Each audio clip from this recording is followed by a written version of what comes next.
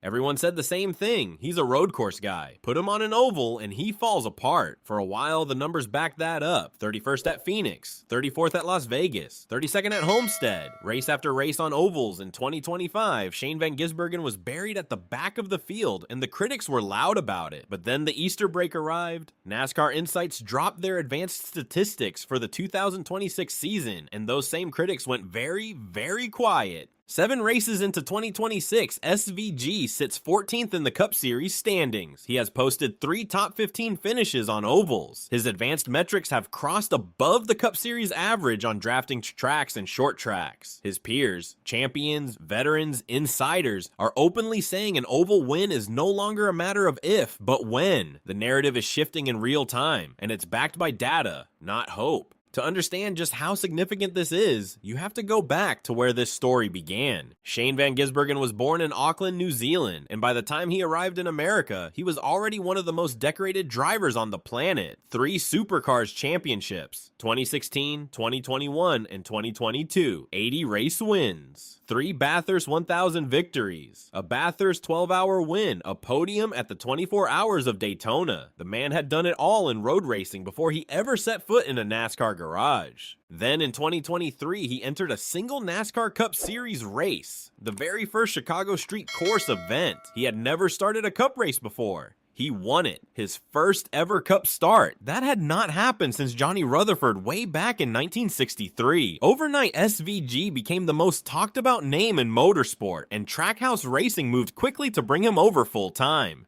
Trackhouse placed SVG in the Xfinity Series in 2024 to learn the ropes. He won 3 races, finished 12th in the standings, and made a handful of Cup starts on ovals. His best finish at 26th at Darlington. It was clear the ovals were going to take time. In 2025, he moved up to the Cup Series full-time in the number 88 Chevrolet, and on road courses, what followed was nothing short of extraordinary. He won 5 of the 6 road course races on the schedule. At Mexico City, he won by over 16.5 seconds, the biggest winning margin on a road course since 1996. He won at Chicago again. At Sonoma, he led 97 of 110 laps. He dominated at Watkins Glen by 11.1 seconds and crushed the field at the Charlotte Roval by 15.1 seconds. The 2025 season marked the first campaign since 1966 to feature multiple road course races with the margin of victory in each exceeding 15 seconds. By his 38th Cup start, he already had 5 wins, the fastest any driver had reached that milestone since Dan Gurney in 1968. In 6 road course attempts during his rookie season, Van Gisbergen led 52% of the laps and ran inside the top 5 positions 85% of the time. Only 5% of his 579 laps completed on road courses were spent outside the top 10.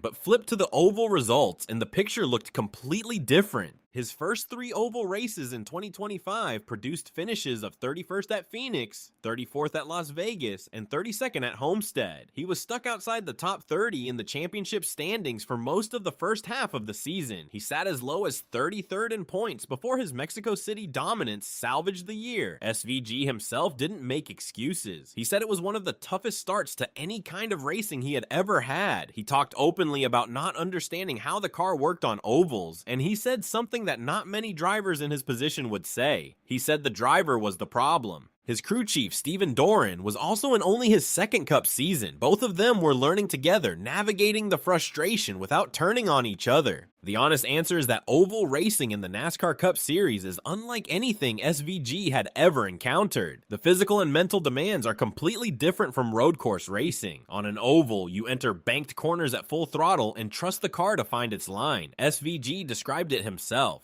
You have to go into the corners flat out, land in the banking, and just trust the car. For a driver coming from supercars, where the discipline is entirely built around technical road courses, that kind of mechanical trust takes time to develop. The setup language, the racing dynamics, the way the track surface changes across a race distance, all of it was foreign. Short tracks gave him particular trouble. Bristol and Phoenix were, by his own admission, his toughest circuits. On these tracks, the margins are tighter, the racing is more physical, and experience counts for everything. SAVG had almost none of it when the 2025 season began. What made the situation even harder was a structural problem with how NASCAR runs its weekends. Christopher Bell, the Joe Gibbs racing driver, laid it out plainly. Fortunately for his competitors, and unfortunately for him, the format handicaps him tremendously. If he would have done this years ago when we had hours of practice and multiple sets of tires for practice, I think he would have been a lot further along. The format that we race under today with one set of tires for a 20-minute practice session I think has taken him a little bit longer to develop the oval stuff,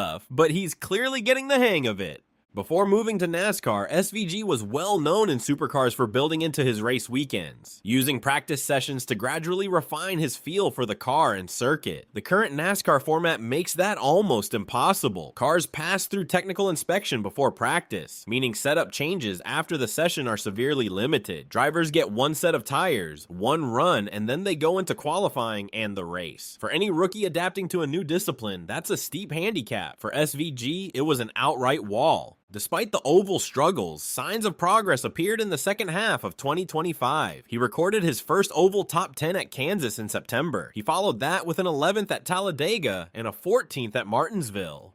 He won the Rookie of the Year award in a landslide and made the playoffs, carried largely by his road course dominance. But heading into 2026, the central question remained unanswered. Could he genuinely compete on ovals? Because NASCAR had also changed its championship format, reverting to the chase for the championship structure. There was no safety net anymore. Winning 5 road course races and squeaking through the playoffs on bonus points was no longer an option. He had to earn points consistently across every type of track. SVG understood this completely. "Not the real racer in me," he said about the old playoff format. "I think we can make it in on merit as well if we get everything right." 7 races into 2026, the answer to that question has started to take shape, and it is more convincing than almost anyone predicted. At the Daytona 500, SVG qualified 13th, led laps, and was running inside the top 10 before getting collected in someone else's crash. He finished 30th, but the speed was there. At Atlanta, he produced his career-best oval finish with a 6th-place run. He went through the infield grass twice during that race, once because Kyle Larson drove into him, once on his own,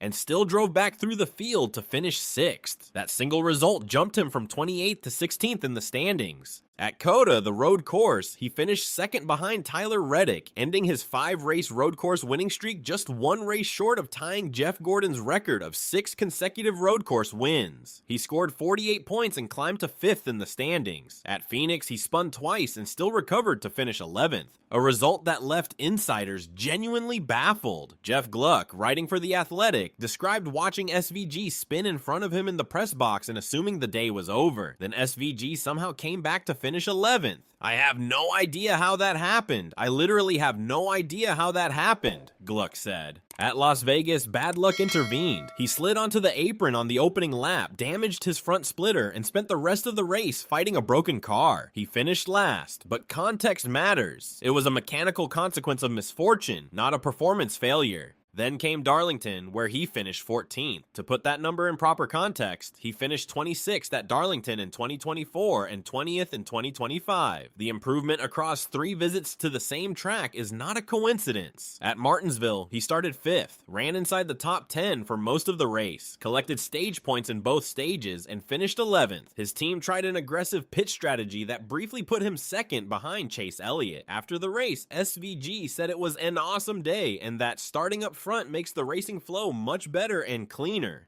NASCAR Insights released their advanced metrics over the Easter break, and the numbers confirm what the results suggest. Using the Adjusted Points Plus Index, which measures a driver's performance against the Cup Series average of 100, SVG is now above average on both drafting tracks and short tracks. On regular ovals, he remains below the Cup average, but the gap has closed dramatically compared to 2025, when his scores sat at just 45 on the points index and 47.8 on driver rating. He has outfinished both of his Trackhouse teammates, Ross Chastain and Connor Zeilish, in 5 of 7 races this season. The drivers who compete against SVG every week are not staying quiet about what they're watching. Denny Hamlin, the betting favorite to win the 2026 championship, put it directly. Elite superior drivers find a way to adapt. Chase Elliott, the 2020 Cup champion, said he's not surprised at all. He pointed to SVG's natural feel for balance behind the wheel and called it a really big deal. Christopher Bell went further, saying he's clearly getting the hang of it and it's not going to be long before he's a factor on an oval. Joey Logano, a three-time champion, gave SVG straightforward credit. He's obviously had a pretty solid start and he's doing a good job. SVG's own teammate Ross Chastain said he could already picture rugby balls flying over the grandstands at an oval someday, a reference to SVG's famous victory celebration. Bubba Wallace went even further, publicly predicting that SVG will win on an oval in 2026. NASCAR insider Eric Estep named SVG Trackhouse's most impressive performer of the season and called his development one of the steepest learning curves in the garage right now. Jordan Bianchi, speaking on the Teardown podcast, added, "You talk to other drivers and they are in awe of his ability because they know how good he is. Yes, it's road courses versus all ovals, but if he puts in the time and the work and they see this, it's transferable to some degree. He's doing it, man. He is getting better and better." What makes this story genuinely compelling is not just the results, it is how SVG carries himself through the process. When asked directly if an oval win is coming soon, he didn't posture or predict. He said he's a long way from that. He said he doesn't want to win with luck. He wants to earn it. "I can feel and see it now. I know every week will come with learning more things, and I feel a big improvement still. I know what's going on rather than deer in headlights. That's a pretty cool compliment, but I know I'm still a little bit away from an oval win."